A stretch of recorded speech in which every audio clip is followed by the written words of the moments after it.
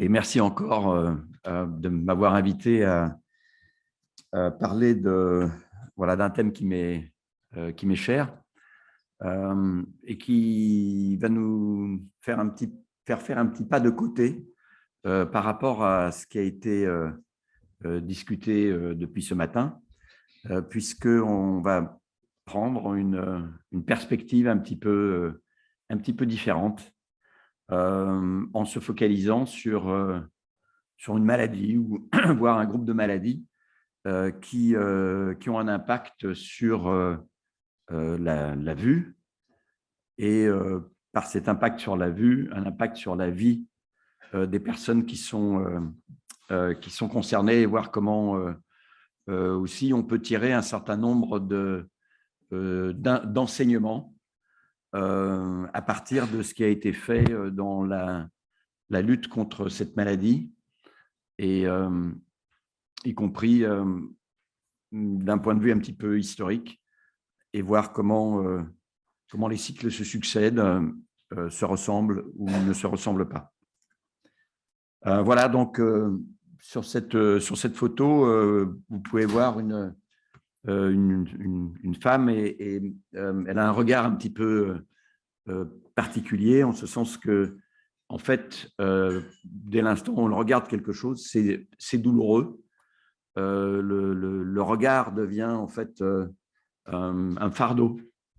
Tout ce qui est un peu clair, lumineux, fait mal. C'est une vie avec, en particulier, disons, du sable dans les yeux et jour et nuit. Alors déjà, en soi, ce genre de situation, c'est une qualité de vie donc qui est diminuée. Et finalement, si j'ose dire, tout ce… Alors, tout ne marche pas.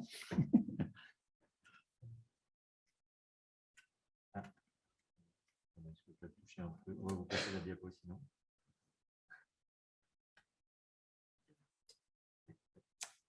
Un peu… Voilà. On va la réparer. Ouais, c'est bon. Ouais, c'est bon. Voilà, merci. Voilà. Merci beaucoup. Et donc, voilà une autre photo qui est, je dirais, qui est en fait le résumé de ma présentation à propos du trachome et des autres maladies tropicales qui sont cécitantes. Ici, c'est dans le cas du trachome. Ça représente dans le monde à peu près environ 2 millions de personnes qui sont devenues aveugles à cause de cette maladie.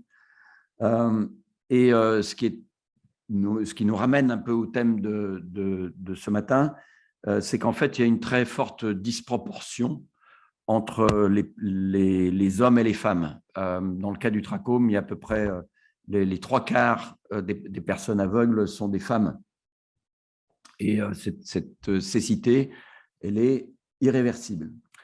Mais ce qui est encore plus important, je pense, à voir ici, c'est que pour chaque personne aveugle, il y a généralement un enfant qui est désigné pour en fait s'occuper de la personne aveugle. Et dans la mesure où cette…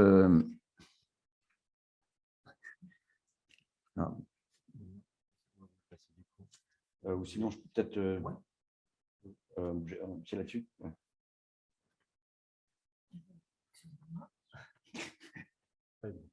C'est bon? Merci. Voilà, donc pour chaque personne aveugle, ça correspond en fait à 4 enfants au moins qui sont consommés par une personne aveugle, puisque généralement les enfants, quand on les désigne pour servir de guide et d'aide pour tous les actes essentiels de la vie, c'est généralement, disons, entre l'âge de 6 et 10 ans. Voilà. Et donc, ça correspond à l'âge où, normalement, les enfants devraient aller à l'école. Donc, chaque personne aveugle dans ce genre de contexte a comme impact en fait, un enfant qui perd la chance, qui perd son droit, en fait, à une scolarité. Comme ce sont essentiellement des femmes qui sont aveugles, les enfants qui sont désignés pour servir de guide et d'aide à la vie, ce sont généralement aussi donc des petites filles. C'est généralement un enfant du même sexe que la personne handicapée. Et donc voilà un exemple où une maladie oculaire, en fait, a un impact non seulement sur la vie de personnes dont on imagine assez facilement les impacts sur le plan social, sur le plan économique, sur l'accès au travail, l'accès ensuite donc de l'éducation et de la vie future d'un grand nombre d'enfants. Si on cherche à savoir un peu qu'est-ce que c'est qu'un trachome, alors c'est pas vraiment le but de la présentation, mais c'est intéressant de voir qu'il y a une définition en fait qui date de 1962 et qui n'a pas pris une ride. Alors, c'est toujours assez intéressant quand une définition ne prend pas une ride en 60 ans. On peut se dire c'est soit parce que ceux qui ont fait la définition au départ étaient particulièrement malins, intelligents, etc. Mais il y a une autre interprétation aussi de dire c'est finalement probablement un problème dont on ne s'est plus vraiment occupé depuis 60 ans. Et c'est probablement un peu dans cette catégorie-là que la définition du trachome correspond. Mais il y a quand même quelque chose d'intéressant là-dedans, c'est que dans cette définition, en fait, il y a toute l'histoire, en ce sens que c'est bien quelque chose qui concerne les yeux, et que les yeux. C'est quelque chose qui est dû à un agent infectieux, Chlamydia trachomatis, et que c'est une maladie, en fait, qui évolue sur l'ensemble d'une vie. C'est une maladie de l'enfant, au départ, c'est une maladie infectieuse de l'enfant, et c'est une maladie qui est un handicap ensuite chez la personne adulte. Alors, c'est une des maladies, on nous a montré le code d'Hammurabi ce matin.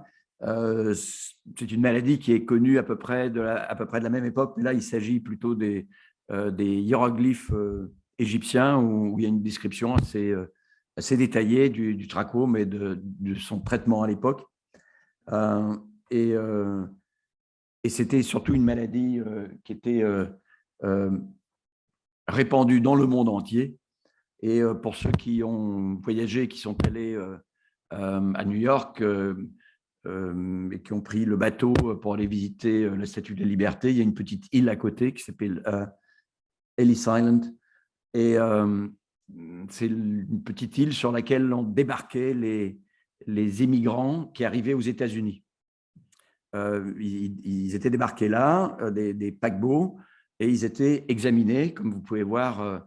Il y avait une espèce de serpentin comme ça, et il y avait des officiers de santé qui étaient les ancêtres du CDC américain, et qui finalement faisaient passer une espèce de visite médicale d'aptitude aux émigrés pour savoir si ils étaient bons pour rentrer aux États-Unis ou si, au contraire, il fallait le remettre sur le paquebot, retour au point de départ. Et il y avait 3 maladies qui étaient particulièrement recherchées parce que craintes par les autorités sanitaires des États-Unis. Et là, on parle du début du XXe siècle. C'était les 3 T, la tuberculose, le typhus et le trachome. Donc, à cette époque-là, c'était quelque chose de très répandu et les émigrants qui arrivaient là, ils venaient d'où? Ils venaient essentiellement d'Italie et d'Irlande. Voilà. Donc, au début du XXe siècle, le trachome était très répandu dans tous ces pays-là, y compris dans ce pays ici. Et quel était le pays en Suisse? Pardon, chasser le naturel. Et quel était donc le pays qui était le plus affecté par le trachome? Voilà, vous l'avez deviné. Suivante. Chez Heidi, n'est-ce pas, il y avait beaucoup de trachome. C'était le pays où il y avait le plus de trachome en Europe. Pourquoi? Suivante. Parce que la Suisse était un pays extrêmement pauvre, un pays landlocked, hein, comment on dit ça en français, qui n'a pas d'accès à la mer, hein, enclavé, voilà, sans iode, exactement, avec des crétins goitreux, avec des enfants qui travaillaient, un autre clin d'œil aux droits des enfants, etc. Et voilà, on parlait tout à l'heure de l'OMS, bon, qui n'est pas suisse, mais qui est basée à Genève, etc. Suivante. Et voilà, la Suisse était un pays d'émigration. Hein, n'oubliez pas que la reine de Madagascar faisait venir des Suisses pour développer l'agriculture sur la Grande Île. N'oubliez pas que le tsar de Russie payait un char avec des bœufs pour que des paysans du Valais aillent cultiver, développer la culture des légumes et des arbres fruitiers en Crimée. Voilà, petit clin d'œil à la situation du moment. Il reste toujours d'ailleurs, enfin, je ne sais pas ce qui reste, mais des villages originaires de Suisse. Voilà. C'est juste pour dire qu'on vit dans un monde et on a un peu l'impression qu'on vit dans un monde qui est un peu fixe et il y a des espèces de destins. Hein. Et ben voilà, les destins, il suffit de regarder quelques décennies en arrière pour voir que les destins peuvent changer.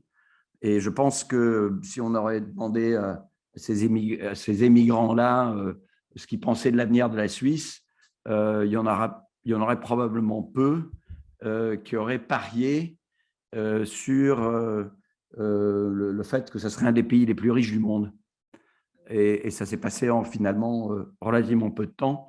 Et donc peut-être qu'il y a des pays qui aujourd'hui, les gens partent parce qu'ils ne voient pas d'avenir. Eh bien, l'avenir peut-être nous démontrera le contraire et peut-être ce sera nous, dans quelques années, qui serons encore avec nos petites valises. Et c'est un fils d'émigré qui vous parle. Voilà. Prochaine. Merci. Retour quand même sur le thème principal. Voilà, le trachome, il est connu, reconnu dans 44 pays à l'heure actuelle. Et vous voyez, les pays qui étaient autrefois les grands pourvoyeurs, aujourd'hui, d'ailleurs, au cours des études médicales, je pense qu'on n'enseigne plus le trachome. Il m'arrive de participer à un diplôme interuniversitaire ici à Paris en ophtalmologie et pour des gens qui se surspécialisent en maladies oculaires infectieuses et je leur parle du trachome et je n'avais jamais entendu parler de ça avant. Et pourtant, voilà, ça existe encore dans 44 pays. Alors, le nombre de pays diminue. Il y a 12 pays au cours des dernières années qui sont passés par les mécanismes de l'OMS de validation de l'élimination en tant que problème de santé publique. Fermez le banc. Voilà. Des pays comme la Chine, par exemple, hein, qui était le pays où Chlamydia trachomatis a été découvert. Hein. Et donc, voilà, c'est une situation finalement assez dynamique. Et il y a des pays, par exemple, comme l'Algérie, ici, qu'on voit qui est considéré comme endémique. C'est probablement une anomalie totale, en ce sens qu'il n'y a probablement plus un seul cas de trachome en Algérie. Mais voilà, ça reste un peu dans la liste et il faut donc une démarche du ministère de la Santé pour être sorti de la liste, démarche qui est d'ailleurs en train d'être faite. Suivante. Voilà, une autre caractéristique, je pense, intéressante du trachome, c'est la cartographie. Vous avez vu la carte précédente.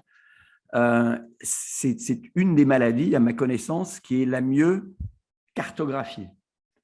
Et pourquoi? Parce qu'à un moment donné, comme c'est souvent l'histoire dans nos domaines, il y a eu soudain un financement. Il y a eu, voilà, en fait 2,5 millions de dollars qui sont tombés du ciel et qui ont permis de mettre en place un système de cartographie où on est allé finalement avec une technologie assez moderne, etc., district par district, communauté par communauté, famille par famille. Et donc, ce qui est intéressant dans ce mécanisme de cartographie, c'est qu'on a commencé à avoir une image avec une très grande précision, en particulier une très grande précision sociale. Et donc, voilà, on a fait beaucoup de progrès sur la caractérisation dans le domaine des déterminants sociaux de la santé qui ont été abordés tout à l'heure. Et voilà, il y a tout un corpus de recherche qui est en train de se faire grâce à ces données, à mieux comprendre, à mieux démonter les mécanismes sociaux qui font que une communauté, un village est trachomateuse, alors que le village d'à côté ne l'est pas. Et alors qu'il s'agit d'une maladie par ailleurs transmissible, etc. Et donc, ça permet d'aller avec une granularité beaucoup plus grande sur justement ces problématiques de différence de risque en fonction des caractéristiques sociales. Et voilà, donc, par exemple, on a maintenant une cartographie comme ça, c'est disponible en ligne. Si c'est des thèmes qui vous intéressent, vous pouvez aller voir. Et vous pouvez aller descendre jusqu'au district de santé et voir ce qui se passe quasiment village par village. Et aussi dans le temps, avec à peu près 20 ans de statistiques cumulées. Donc, voilà, ça fait des millions de data points. Mais disons, c'est un terrain pour des gens qui ont un intérêt sur les déterminants sociaux de la santé dans les maladies infectieuses pour aller tripatouiller ces données. Suivante. Et par exemple, on peut voir ici le Mali, voilà, et là c'est sur 20 ans, on part à gauche avec des prévalences, si c'est en rouge, hein, ça veut dire qu'il y a plus de 30% des enfants de 1 à 9 ans qui sont non seulement infectés, mais qui ont des signes cliniques d'infection. Donc, grosso modo, un tiers des enfants. Voilà. Voilà, quelques années plus tard, on voit que la plupart du pays passe en dessous du seuil fatidique des 5%, qui est grosso modo à partir de ce moment-là, la maladie a tendance à disparaître spontanément. Il n'y a plus assez de passage de la maladie. Suivante. Et voilà. Et récemment, il n'y a plus aucune communauté au Mali. Alors, on parle maintenant, hein, demain, on ne sait pas. Mais voilà, il y a donc il y a eu des pays comme ça qui ont eu des dynamiques extrêmement impressionnantes. Personne n'aurait parié un franc CFA autrefois sur le fait qu'en 10 ans de temps, le trachome aurait pu être éliminé d'un pays comme le Mali. Suivante. Et pourtant, l'histoire naturelle de la maladie fait que, effectivement, en théorie, ça doit être possible, puisque c'est une maladie à transmission directe, hein, par les mains, par le linge, les pagnes, les draps, etc. C'est essentiellement ça. Et aussi, dans une bien moindre mesure, une transmission par un vecteur passif qui est la mouche, Musca sorbens, qui donc se développe sur des excréments humains. Ces mouches peuvent servir de vecteurs. Et ça, c'est, je veux dire, c'est une image qu'on a tous vue, hein, je veux dire, qui est classique. Hein. C'est tout simplement parce que les enfants trachomateux, ils ont des sécrétions oculaires. Ces mouches sont extrêmement friandes de ces sécrétions. Elles sont donc attirées par les sécrétions autour des yeux et du nez. Et elles peuvent, sur le petit papate, elles peuvent emmener un peu de chlamydier. Mais ça reste finalement un mode de transmission relativement mineur par rapport à la transmission directe à la suite. Et là, ce n'est pas par les micros. Voilà. Donc, si on regarde les facteurs de risque, ils sont essentiellement socio-économiques. On retombe encore une fois sur les déterminants sociaux de la santé. Alors, on a parlé beaucoup de manque d'eau. En fait, ce n'est pas l'eau qui manque, c'est l'usage de l'eau qu'on en fait pour l'hygiène individuelle essentiellement. Et ce qui est vraiment important à comprendre, c'est que c'est une maladie qui n'arrive à des stades de complications que s'il y a de multiples réinfestations. Une infestation, si je me mets du chlamydia trachomatis dans l'œil, je ne développerai pas une seule fois, je ne développerai pas un trachome. Je m'en mettrai 10 fois, j'aurai une conjonctivite. Par contre, si je m'en mets 100 fois, 200 fois, je finirai aveugle. Voilà. Donc, on n'attrape pas le trachome juste en passant à côté d'un trachomètre. Et ensuite, donc, un facteur de risque majeur qui est le sexe féminin. Alors, pourquoi? Suivant. Eh bien, parce que l'histoire de la maladie fait que la phase infectieuse, c'est chez l'enfant. C'est essentiellement jusqu'à l'adolescence. Ensuite, on passe à un stade qui est purement d'une forme de fibrose cicatricielle. On a parlé un peu de cirrhose de l'œil. Et puis, c'est voilà, dans l'âge adulte que une partie des gens qui ont été infectés vont devenir aveugles. Suivante. Voilà, ça donne une petite idée de ce que c'est. C'est l'intérieur de la paupière est couvert de rugosité. Trachoma en grec veut dire rugueux. Voilà, suivante. Et ensuite, la conjonctive en fait s'atrophie complètement. Et comme elle s'atrophie complètement, en fait, l'œil perd ses capacités de défense immunologique et d'humidification, etc. Suivante. Et c'est comme ça qu'on finit par des yeux qui sont totalement déstructurés. Mais donc, voilà, toute la partie infectieuse, elle est strictement dans l'enfance. Suivante. Or, la façon dont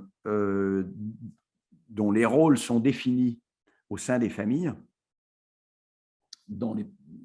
à peu près dans les pays trachomateux, mais comme on a vu, on parle de pays en général, c'est généralement les femmes qui sont plus au contact des enfants et les enfants qui sont essentiellement au contact des femmes. Or, comme ce sont les enfants qui sont le réservoir essentiel sur le plan infectieux, ce sont donc les femmes qui, au cours de leur existence, vont être en fait le plus en contact et c'est donc chez elles que le nombre de réinfestations va être le plus important. Les hommes, en partant travailler au champ, ne s'occupant pas des enfants, assez rapidement, en fait, perdent le contact avec le contact direct avec le réservoir, alors que la grande sœur qui a dans son dos la petite sœur, ou le petit frère, qui est trachomateux, elle continue d'être exposée, et donc même, disons, au cours de son adolescence, etc., elle va continuer à être exposée en raison du rôle qu'elle joue dans la famille, et c'est donc elle qui va essentiellement être à risque de perdre la vue et qui va entraîner ensuite le fait qu'on va lui mettre à sa disposition une autre petite fille, et ainsi de suite. Suivante. Alors, il y a une grande stratégie qui s'appelle en anglais SAFE, en français c'est traduit par chance, chirurgie, antibiotiques, le nettoyage du visage, le changement de l'environnement. Alors, voilà, c'est tout ce qu'il faut faire. C'est pour interrompre la transmission, se débarrasser du réservoir et la chirurgie pour corriger les malpositions de la paupière et du cil et d'essayer d'éviter l'évolution vers la cécité suivante. Alors, c'est la grande victoire de l'antibiotique. Hein. L'azithromycine, généreusement donnée par les laboratoires Pfizer, à peu près 100 millions de personnes traitées chaque année par des groupes d'ONG. C'est des avions cargo hein, qui amènent des palettes d'antibiotiques. C'est une usine spécialement montée par Pfizer pour produire de l'azithromycine pour sa donation en Italie, ainsi de suite. Alors bon, on voit la progression, hein, le tsunami de macrolide qui est déversé sur les zones endémiques. Et puis, vous voyez, l'épisode Covid, boum, on tombe beaucoup plus bas. On a les données pour 2021 maintenant, ça remonte et ainsi de suite. Voilà, donc il y a une espèce de frénésie de l'utilisation de l'azithromycine. Alors, bon, avec des résultats, mais alors, le suivant. Et donc, vous voyez, alors, ce n'est pas un test d'acuité visuelle, hein. Donc, on va vous… suivante, un petit agrandissement, voilà. Alors, ce qui est en vert, c'est la population totale dans un pays donné qui a été endémique à un moment donné. Et en violet, c'est la population qui est endémique aujourd'hui ou hier. Donc, vous pouvez voir que, par exemple, tout à fait en haut, l'Éthiopie, qui est vraiment le pays le plus affecté, bon, qui est un grand pays aussi, hein, il y a à peu près 2/3 de la population on a réduit d'un tiers, on est passé de je ne sais plus combien de millions d'individus à peu près les 2/3. Vous voyez que ensuite le Nigeria, on a réduit presque complètement. Le Mali, ce qu'on a vu tout à l'heure, il y a eu une population qui était endémique, il n'y a plus de population endémique aujourd'hui, et ainsi de suite. Et donc, vous pouvez voir que selon les pays, en fait, les situations sont très différentes. Et vous voyez, par exemple, le Mali qui, au cours des 20 dernières années, a réussi à tout éliminer, alors que le Niger, qui est juste au-dessus, ben, pas complètement, alors que les mêmes choses ont été faites et c'est des populations qui, finalement, se ressemblent assez. Et là, ça commence aussi à poser des problèmes. Suivante.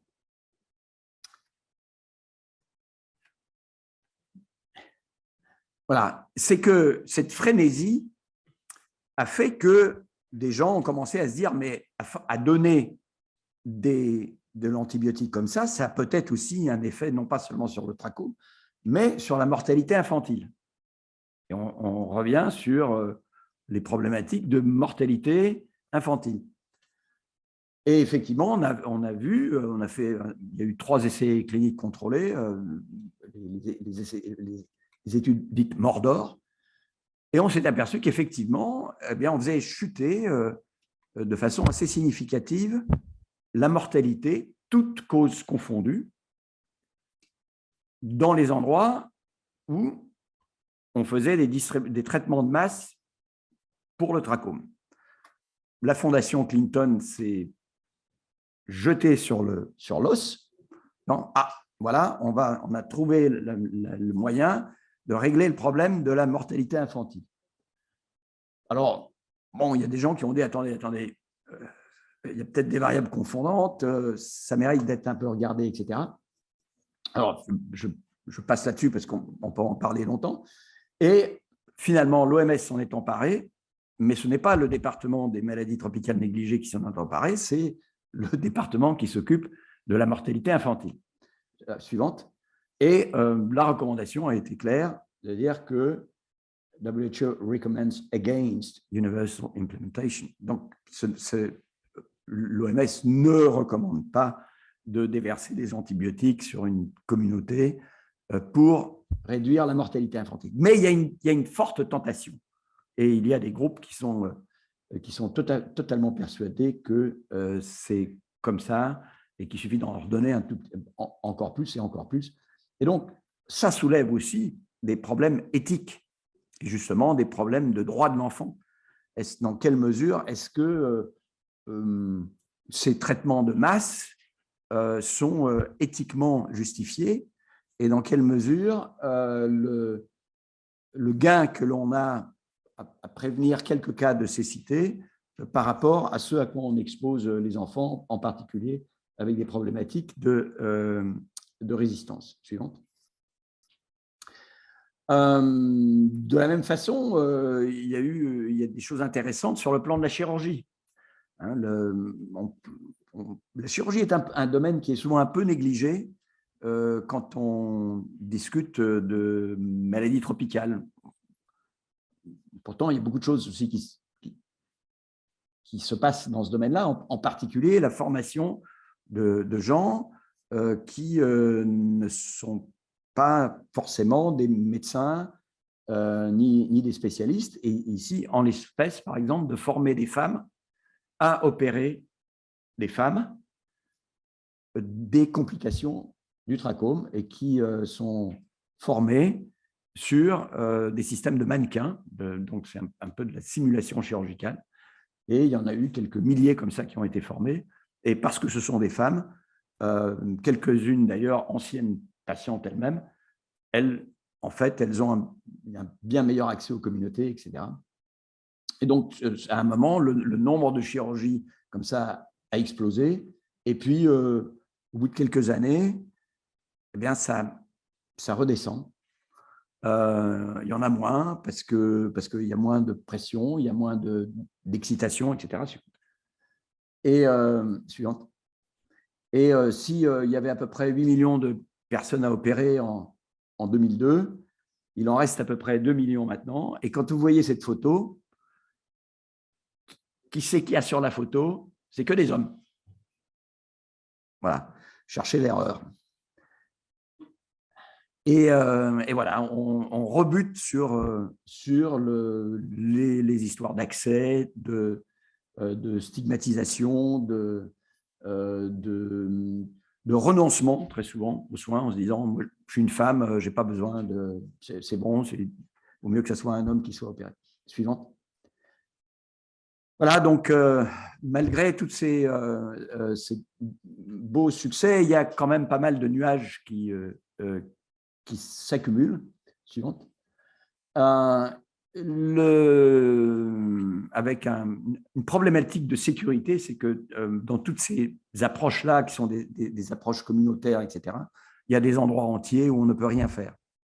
Hein, Boko Haram et consorts.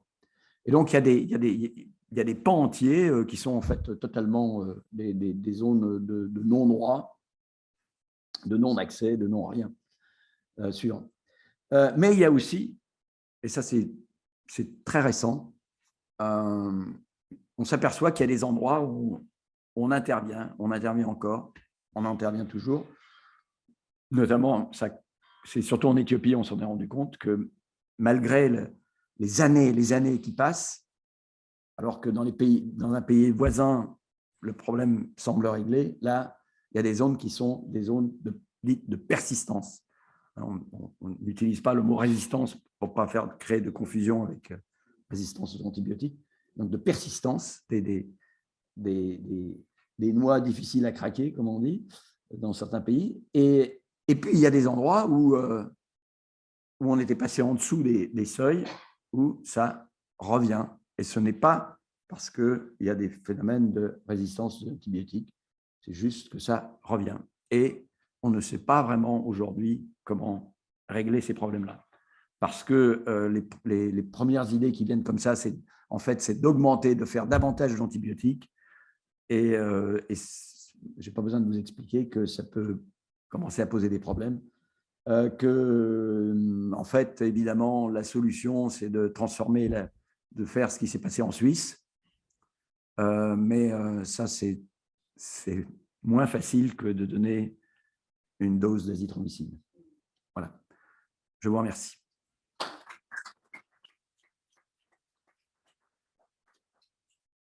Merci beaucoup. C'était vraiment passionnant et j'ai envie de dire, magnifique démonstration, une très triste démonstration de ce que disait Jean ce matin, du cercle vicieux et de toutes les interactions. J'ai juste une question très pratique. Les cycles de distribution antibiotique, c'est tous les combien? C'est annuel. Une fois par an, d'accord. Voilà. Alors, il y a dans certains endroits, c'est déjà passé à 2 fois par an, mais en principe, c'est annuel. Et généralement, en 3 ans, c'est fini. 3 à 5 ans, généralement. D'accord, très bien, merci. Pierre Martin. Oui, Pierre Martinis. Merci pour cette excellente présentation. Alors, par rapport à l'enseignement du trachome en faculté de médecine, bien entendu, ce n'est pas du tout enseigné, sauf dans les diplômes d'université, de médecine tropicale, et puis bien sûr, probablement des diplômes encore plus spécialisés d'ophtalmologie, orientation tropicale. J'avais une question concernant, par rapport, vous avez dit en début de présentation qu'il y avait environ 1 900 000 cécités, dont 75% étaient des femmes. Et par rapport à l'onchocercose, on sait combien il y a de cécités aujourd'hui? Alors, onchocercose versus trachome. Alors, merci. On pense qu'il y a à peu près aujourd'hui, qu'il reste aujourd'hui à peu près 1 800 000 personnes qui ont une déficience visuelle liée à l'onchocercose. C'est-à-dire que ce n'est pas exactement la même définition, c'est une définition plus large. Donc, c'est probablement en termes de personnes aveugles, c'est probablement un peu moins. Alors, la grosse différence, la très grosse différence aujourd'hui, c'est qu'il n'y a plus vraiment grand monde qui devient aveugle à cause de l'onchocercose. Les gens qui sont aveugles du fait de l'onchocercose aujourd'hui, c'est les gens qui sont devenus aveugles il y a déjà souvent très longtemps, mais ils sont encore vivants, même si l'espérance de vie d'un aveugle est réduite par rapport à une personne non aveugle, ils sont toujours là, si j'ose dire. D'accord. On peut donc dire que les campagnes avec l'ivermectine pour l'onchocercose ont été plus efficaces que les campagnes avec l'azithromycine pour le trachome. Exactement. Exactement. Merci. Exactement. Elles ont commencé aussi bien avant. Il y a au moins 15, il y a une vingtaine d'années d'écart temporel entre le moment où on s'est occupé de l'onchocercose et on a commencé à s'occuper du trachome. Ok, encore 2 questions dans la salle. Après, on se tournera peut-être vers le chat s'il y a des questions. Puis après, il faudra qu'on enchaîne. Il y a aussi Eric qui… Bonjour Frédéric Sorge. J'ai une question sur votre carte. L'Australie apparaissait comme étant une zone à risque. Oui. Vous pourriez nous expliquer un peu? Alors, c'est un très bon exemple. Merci beaucoup pour la question, d'autant plus que j'ai une affiliation universitaire avec l'Australie. Oui, en Australie, qui est un des pays les plus riches du monde, il y a des aborigènes. Et les aborigènes ne sont pas des Australiens exactement comme les autres. Voilà. Et si même si il y a un service de santé spécifique aux aborigènes, etc., même s'il y a d'énormes efforts qui sont faits par certains Australiens, moins par d'autres, et ben voilà, il reste des communautés où le trachome est encore prévalent. Il y a d'ailleurs quelque part sur une photo, je pense qu'il y a une photo où on voit l'Australie avec les différentes provinces. Oui, la suivante. Encore, voilà, celle-là. Vous pouvez voir, par exemple, que en fait, c'est du côté de Alice Springs qui est voilà, au centre, etc. Et il y a toujours, d'ailleurs, en Australie. Alors, l'Australie, aujourd'hui, fait un effort très important sur l'éducation à la santé, sur l'hygiène, etc. Ils ont inventé une espèce de petit mascotte qui qui est très populaire chez les enfants, etc., pour une espèce de lézard du désert. Voilà, là, il y a une réflexion très approfondie sur l'aspect social. Mais voilà, c'est un très, très bon exemple de comment, dans le même pays, dans un pays riche, il peut y avoir… la même chose, par exemple, en Colombie et au Venezuela, etc., ou même au Pérou, en fait, ce sont les populations qui vivent en Amazonie qui sont trachomateuses, qu'on a découvert qu'il y a une dizaine d'années. On considérait qu'il n'y en avait pas. Merci beaucoup. Peut-être très rapidement. Une petite Oui, question merci. pour Serge. Merci pour ton topo. J'ai le micro en main, donc j'en profite. On me l'a apporté Oui. comme un croissant chaud. Oui, juste. Mais s'il y a une dame avant moi, je voudrais l'opinion de Serge sur la verticalité des programmes, parce que c'est typiquement un programme qui a essayé un petit peu de s'intégrer avec le programme PIAN et le programme donc aussi Mordor de distribution d'Azitro. Mais tous ces programmes verticaux, qu'est-ce qu'on voit au bout d'un moment? Il y a un grand engouement, il y a beaucoup d'argent, il y a des donateurs, il y a des drapeaux, et puis on voit une petite chose en bas, comme ça, de ta diapositive, réémergence, ça repart. Est-ce que c'est pas un petit peu de philosophie qu'il faut faire sur cette verticalité des programmes pour des pays pauvres? En fait, une maladie de la pauvreté, le trachome, hein, c'est clair. Et donc, est-ce qu'on ne se trompe pas actuellement là, avec ces programmes de donation verticaux, de vouloir éradiquer, éliminer des maladies? Et on sait très bien que la nature humaine, c'est ça, dès que ça ira mieux, on ne s'y intéressera plus, puis ça reviendra. Et donc, si ce n'est pas intégré, ça ne vaudra pas un clou dans le temps. Quelle est ton opinion sur la verticalité? Oui, alors, la réponse, c'est que c'est une question difficile. Parce que c'est l'efficacité à court terme et l'inefficacité à long terme, et qu'un peu d'efficacité à court terme, ça aide aussi. Enfin voilà, je suis incapable de donner une réponse brève à une question. Je propose qu'un jour, peut-être, cette société savante consacre une partie, une session là-dessus. Encore que ça, on a déjà discuté ça, je pense. Enfin, voilà. Si, j'ai beaucoup d'opinions. Voilà, j'ai beaucoup d'opinions, ça c'est clair. Une dernière question dans la salle, et puis après, on prend une question sur le site. Sur le site, oui. Oui, merci. Ce n'est pas une question. Juste pour dire qu'on a essayé d'intégrer ces maladies dans les maladies tropicales négligées. C'est déjà une forme d'intégration. Au lieu d'aller verticalement une seule maladie, on a essayé de regrouper. Et donc, le trachome fait partie des maladies tropicales négligées. Mais je voulais ressortir l'affaire des déterminants de la santé, dont le trachome est vraiment une des maladies où le déterminant de la santé, qui est l'eau, accessible aux populations, est importante. C'est-à-dire, il y a l'azitro, mais il faut aussi de l'eau.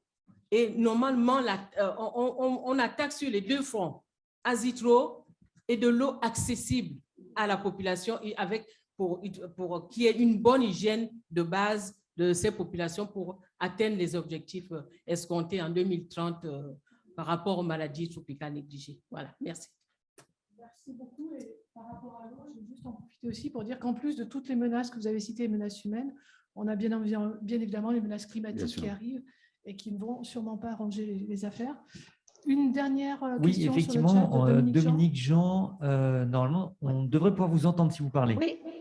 Oui, merci. Bonjour. Dominique Jean, pédiatre à Grenoble. Je voulais savoir quel est l'impact actuel de la rougeole sur la cécité des enfants. J'ai fait ma formation de médecine tropicale chez Gentilini il y a très longtemps. J'ai travaillé un peu en Afrique et à l'époque, on parlait beaucoup de la rougeole comme cause de cécité des enfants. Bon, à l'époque, il n'y avait pas encore de vaccination généralisée en Afrique. Il n'y avait pas de supplémentation de vitamine A. Il y avait un tas d'autres facteurs. Mais comme avec les problèmes actuels, soit d'insécurité, soit de Covid depuis 2 ans, les vaccinations se sont un peu effondrées et que les programmes aussi annexes ont bien baissé. Je voudrais savoir où on en est sur ce plan. Merci. Alors, merci. La rougeole reste une des causes principales de cécité chez l'enfant, avec tout ce que ça implique comme impact sur une vie entière vécue comme aveugle. Et on sait par exemple qu'en Afrique, la mortalité des enfants malvoyants est colossale. Hein. On estime qu'il y a à peu près 60% des enfants aveugles qui ne dépassent pas l'âge de 10 ans.